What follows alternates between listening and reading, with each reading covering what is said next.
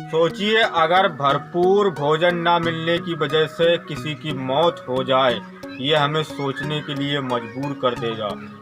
सही सुना आपने। मेरा नाम श्रीकांत है। आज हम बात करेंगे ग्लोबल हंगर इंडेक्स। विश्व भुखमरी सूचकांक 2020 जारी हो चुका है।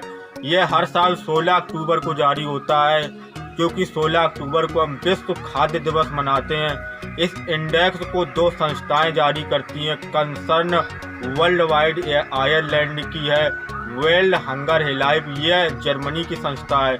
2006 से इसकी शुरुआत हुई है। इसमें 4 कैटेगरी को रखा जाता है, जैसे कि अल्प पोषण यानी कि भरपूर पोषण न मिलना, 5 साल से कम उम्र के बच्चे के उम्र के साथ वजन का न होना, उम्र के साथ ऊंचाई का न होना, भरपूर पोषण न मिलने की वजह से उसकी मृत्यु हो जाना।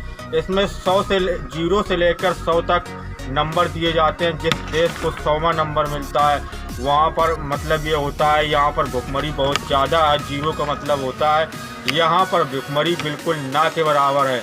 तो हम बात करेंगे भारत के साथ अन्य पड़ोसी देशों की तथा पिछले साल की भी, कि भारत की स्थिति क्या थी। इस बार 107 देशों को शामिल किया गया है। 107 देशों में 94 स्थान पर भारत है। मतलब कि यहाँ पर भुखमरी की गंभीर स्थिति है। अब आप कहेंगे कि ये कोरोना लॉकडाउन के कारण हुआ है। बिल्कुल नहीं।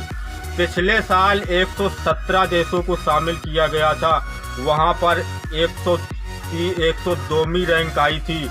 2018 में 119 देशों को शामिल किया गया था, वहाँ पर 103वीं रैंक आई थी। सोचने के लिए तो तब मजबूर हो जाते हैं हम कि जो पड़ोसी देश हैं वो हमसे बेहतर हैं। पाकिस्तान 88वें स्थान पर है, यानी कि हमसे अच्छी स्थिति पाकिस्तान की है। नेपाल की स्थिति 73वें स्थान पर है। बांग्लादेश 75वें स्थान पर है। श्रीलंका 64वें स्थान पर। म्यांमार 78वें स्थान पर है।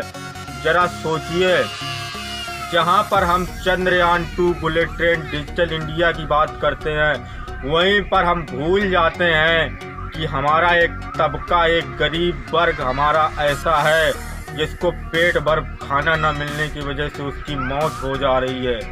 जरा सोचिए, आपकी थाली में बचा हुआ भोजन हम बर्बाद कर दे रहे हैं। उनके बारे में सोचिए जिनको खाना न मिलने की वजह से मर रहे हैं, उनकी मौत हो जा रही है। यह स्थिति भारत के उन राज्यों में अधिकतर देखी गई है जहां पर जनसंख्या ज़्यादा है। अब आप कहेंगे कि जनसंख्या ज़्यादा होने की वजह से भारत में स्थिति ऐसी है। नहीं, चीन की स्थिति हमसे बहुत ही बेहतर है। वहाँ की जनसंख्या हमसे बहुत ज़्यादा है।